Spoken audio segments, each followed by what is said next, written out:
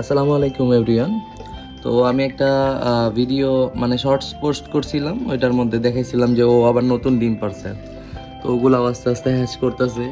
তো এটা কোন ব্রিডের স্নেল আমার জানা ছিল না। তো একজন আমাকে কমেন্ট করে জানাইছে ও অ্যাপল স্নেল, আর ওকে কোনো জায়গায় ছাড়তে মানা করছে বা ওর বেবিগুলোকেও ছাড়তে মানা করছে।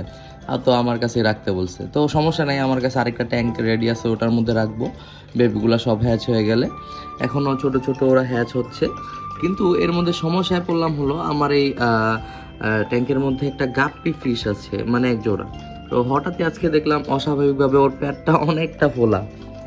তো পেটটা ফোলা, তো আমি বুঝতে পারতেছি না আসলে ও কি বেবি দিবে নাকি অন্য কোনো সমস্যা। আপনাদের আমি ভালোভাবে দেখাচ্ছি। ওর পেটটা অস্বাভাবিকভাবে ফোলা, কিন্তু মুভমেন্টে কোনো সমস্যা দেখতেছি না আপাতত।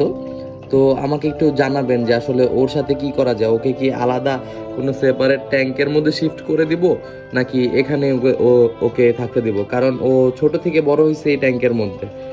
তো কি করা যায় একটু জানাবেন কষ্ট করে। আসসালামু আলাইকুম।